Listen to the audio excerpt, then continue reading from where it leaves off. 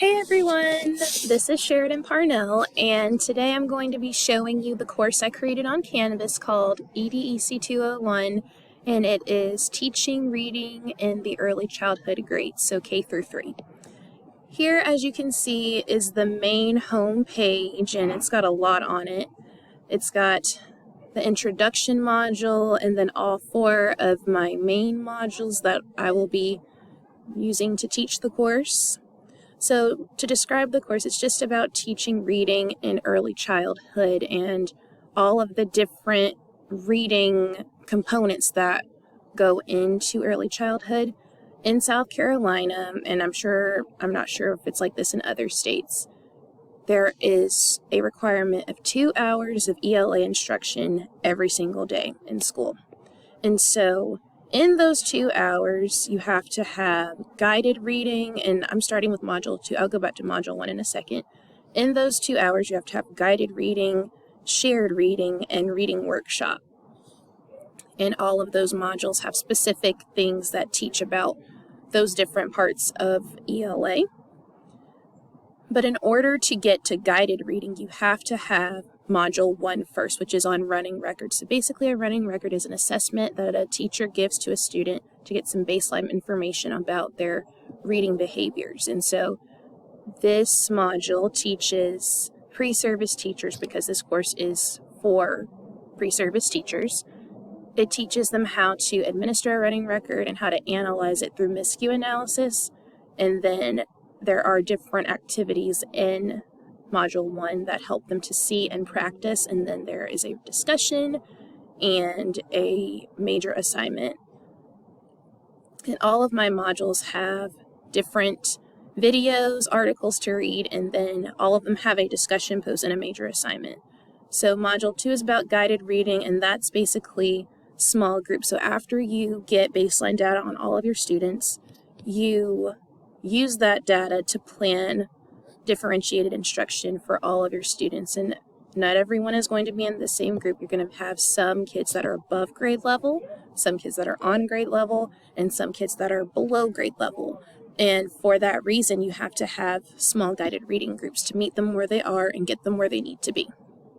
And so that is what Module 2 is all about: teaching guided reading, planning a group, and planning instruction for that group. Module 3 is about shared reading. So shared reading is done in a whole group class setting where you practice a reading skill using the same book for the entire week. And not only do you practice the same reading skill with the same book for the entire week, it also really helps students with reading fluency. And it's really nice for different students, or all students really, to feel confident in reading a book that they've read every day just because they know what's coming and they know that book. And that's part of the joy of shared reading. And again, here are the activities, the discussion, and the lesson plan. And then the final module, Module 4, is on reading workshop. So reading workshop is a whole reading period where you have a mini lesson that teaches a skill, and the teacher is in charge, obviously, of the mini lesson. And then after the mini lesson, the students will practice together with the teacher, and then the students are required to go and practice it independently on their own. And so these 3 activities talk about or get into the details of how a reading workshop is supposed to go. And then, of course, again, you have a discussion post and a lesson plan. And then if you go under the assignments, because you can't see everything in all the modules.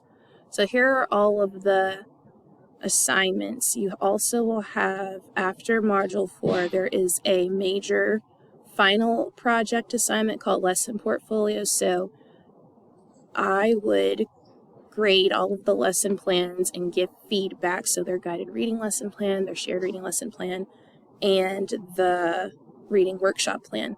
I would grade them, give them feedback, and they have the opportunity to go address the feedback, submit all 3 of them together in a portfolio following the rubric. And there is a rubric for every single one of the major assignments.